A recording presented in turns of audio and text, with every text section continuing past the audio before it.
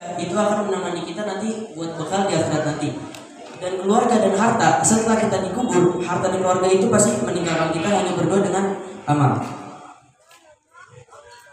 Dan kita juga harus bisa mengambil manfaat dari gadget ini untuk nanti di dalam kubur dengan pahala jariah. Karena pahala jariah ada 3. Satu adalah sedekah jariah, yang kedua ada ilmu yang bermanfaat, dan yang ketiga adalah keturunan. Sedekah jariah adalah kita mempunyai harta, kita zakat ke masjid, kita membuat rumah yatim, kita membeli Al-Quran dan kita bagikan di seluruh masjid.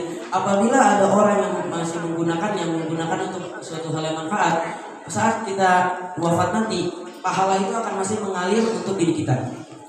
Dan 2, ilmu yang bermanfaat. Ilmu yang bermanfaat ini kita mengasih tahu kepada orang, contoh misalkan kita mengasih tahu kepada orang ada amalan tersebut yang bisa menyebabkan pahala-pahala gini. Dan saat kita memberitahu kepada orang tersebut, kita memberitahu kepada si A, diamalinlah amalan ini diamalkan oleh si A ini, maka pahala yang didapatkan oleh si A karena ilmu kita itu akan diberi oleh Allah Subhanahu Wa Taala, pahalanya dia untuk pahalanya kita juga, tidak kurang tidak lebih. Dan apabila si A menjelaskan ilmu yang kita kasih tahu ke si B yang dia mengalukan, pahalanya juga untuk kita, dan seterusnya. Yang ketiga adalah keturunan.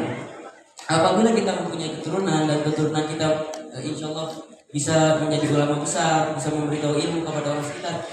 Apabila orang-orang sekitar itu melakukan ilmu tersebut, maka pahalanya juga insya Allah kepada kita. Dan apa yang dimaksud dari gadget yang bisa membuat kita pahala jariah? Contoh, pasti kalau misalkan kita lagi scroll reels atau scroll TikTok, pasti banyak tuh video-video ulama, video-video orang mengasih tentang hadis, tentang doa. Apabila kita hanya tekan 2 tombol saja, kita cuma share, kirim ke orang-orang, kirim ke status WA, status story. Apabila ada orang yang melihatnya lalu mengamalkannya, insya Allah pahala yang dia dapatkan, pahalanya akan untuk kita juga. Hanya kan menekan tombol. Maka janganlah kita menggunakan gadget kita ini hanya untuk hal-hal yang tidak bermanfaat. Dan di dalam kubur nanti ada amalan satu lagi, ada satu amalan yang bisa menemani kita di dalam kubur, yakni membuat orang bahagia.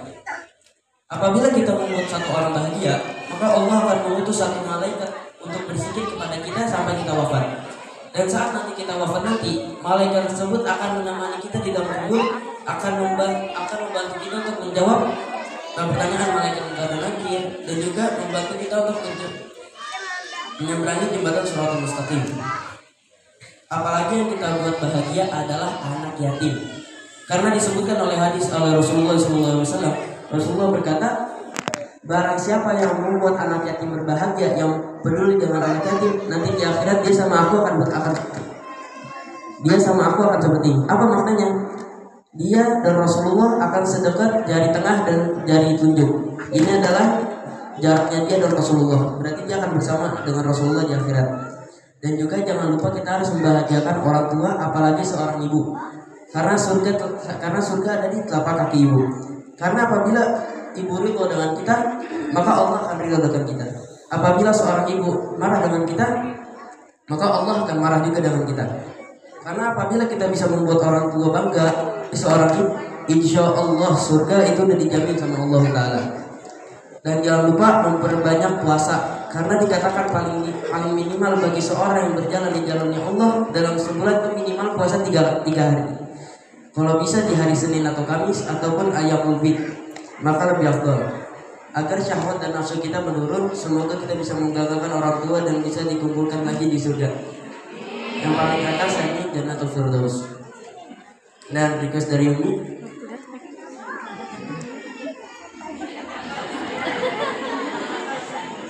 dan juga request dari Umi minta bikin kuis. Yang bisa jawab insya Allah dapat hadiah dari Umi. Teka-tekinya hadiahnya kita. Ya malah kitabnya. Teka-tekinya adalah digoyangin hukumnya wajib, dilepas hukumnya sunnah. Ada 3 jawaban.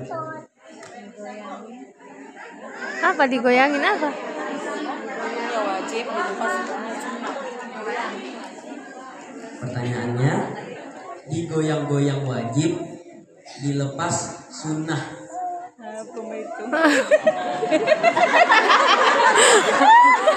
Anu mesti goyang. Angkat tangan, coba ibu. Hah? Apa? Pasti, benar nggak tak? Salah. Ada yang lagi, siapa? Nah ibu.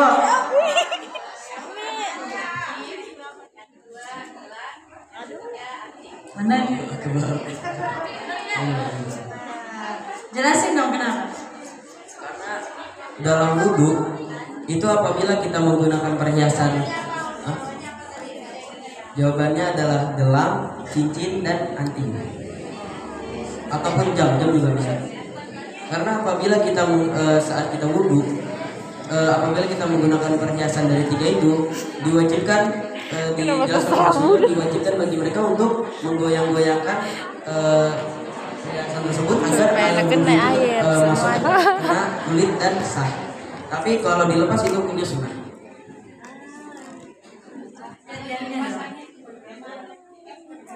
Nanya lagi apa Bud?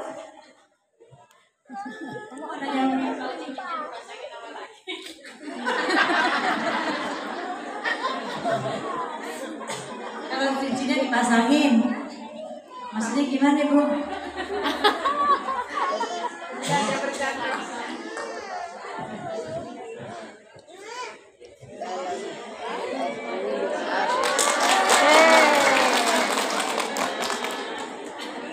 Allah, doain ya Bu ya. Doain semoga anak-anak kita jadi anak yang soleh dan soleh. Amin. Yang bisa nolongin kita nanti di surga. Ya, doain. Dia lagi pengen berangkat